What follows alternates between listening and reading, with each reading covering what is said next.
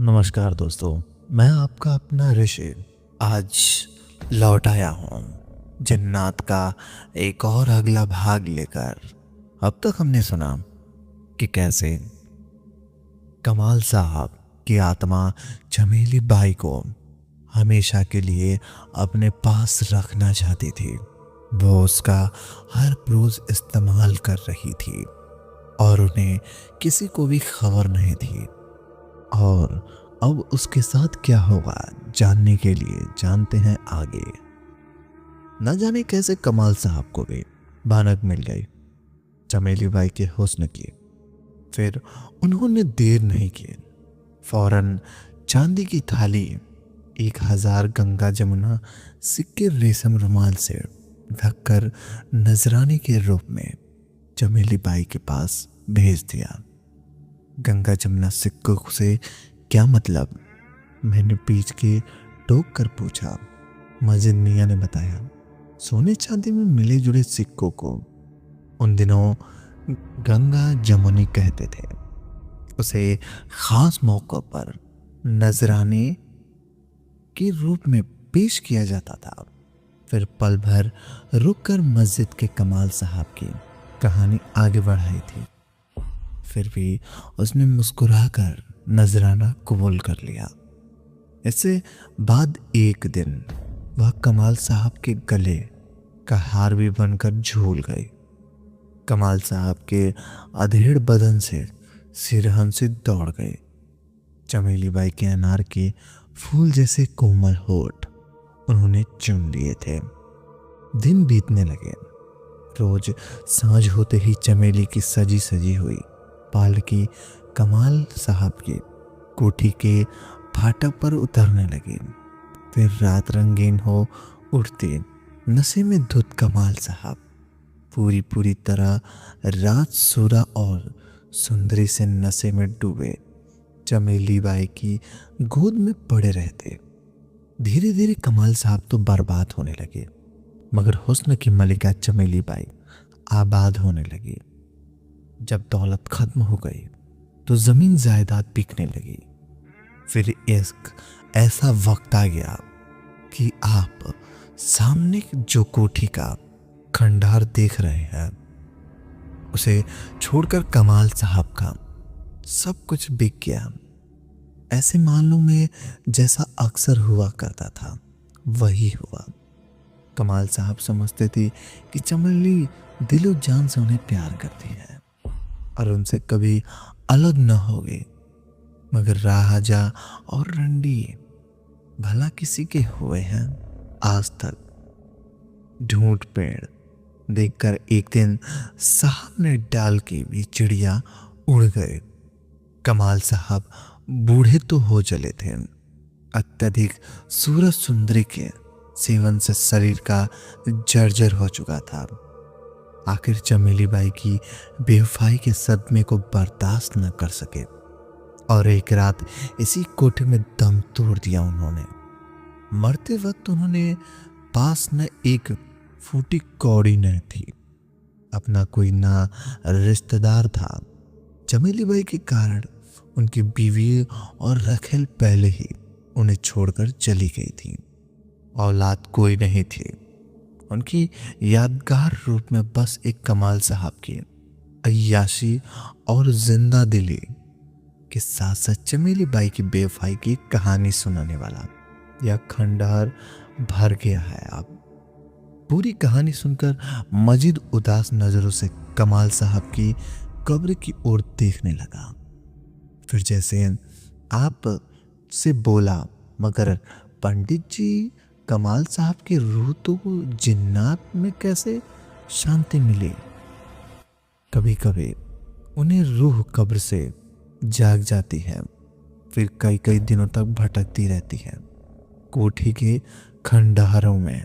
फिर जैसे अपने आप से बोला, मगर पंडित जी, कमाल साहब की रूह को जन्नत में भी शांति नहीं मिले।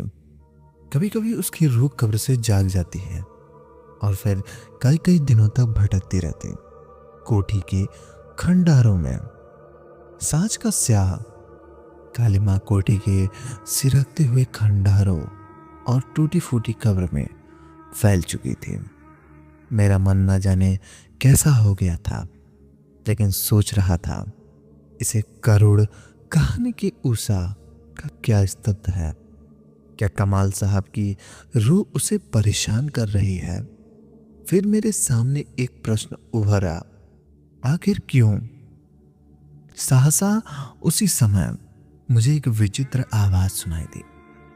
लगा जैसे कोई मरता हुआ व्यक्ति कराह रहा हो। धीरे धीरे वह आवाज ऊंची होती गई। मैंने बूढ़े मस्जिद मियाँ की ओर प्रश्न सूचक नजरों में देखा, पर वह कुछ नहीं बोला। फिर अकस्मात एक आवाज आनी बंद हो गई और एक भयानक तीव्रता छा गई। उस समय आकाश ने बादल घिरे हुए थे, सर्दी बढ़ने लगी थी। सहसा वातावरण में एक चीख उभरी और फिर रोने की आवाज सुनाई दी। मैं टॉर्च जलाकर खंडर की ओर लपक पड़ा। रोने की आवाज उधर से आ रही थी। रूह जाई पंडित जी मस्जिद मियाँ की आवाज सुनाई दी। इस वक्त उधर जाना खतरे से खाली नहीं। कमाल साहब की रूह भटक रही है, मगर मैं रुका नहीं। न जाने कौन सी शक्ति मुझे खींच रही थी। और उधर खंडहर के भीतर पहुंचने पर मुझे महसूस हुआ जैसे कोई जोर जोर से सांस ले रहा है। मैंने चारों तरफ टॉर्च की रोशनी फेंकी, लेकिन कोई नहीं दिखा। फिर सहसा एक चीख गूंज उठी। टॉर्च की तेज रोशनी के साथ मेरी नजर उस ओर घूम गई, जिसके साथ मेरी रोंगटे खड़े हो गए। मैंने देखा सामने एक लंबा चौड़ा व्यक्ति खंडहर की धूल की आटी फूटी सीढ़ियां उतर रहा था। वह तंजीब का कुर्ता पहने हुए था, सिर पर ईरानी टोपी और हाथ में एक चांदी की मुठ वाली छड़ी थी। मैंने रोशनी में चेहरा साफ साफ देखा। खूब रौबदार था, बड़ी बड़ी आंखें, घनी और नुकीली मूंछ, नीचे का जबड़ा लटका हुआ। एकाएक निशब्द वातावरण में फूलों और इत्रों से मिली-जुली भीनी-भीनी सुगंध तैर रही। फिर मैं एक क्षण में भी वहां नहीं रुका, तुरंत ही वापस लौट आया। उस वक्त मस्जिद अफीम की गोली जमाकर हुक्का पी रहा था। मुझे देखते ही बोला, आप एक लंबा भी यहां मत ठहरिए, वरना भारी मुसीबत में फंस जाएंगे। जिन्नात बहुत बुरी बदला लेते पंडित जी, मगर मस्जिद मियाँ और बहुत कुछ जानना चाहता हूँ। यह लड़की बड़ी खतरनाक हालत से गुजर रही है।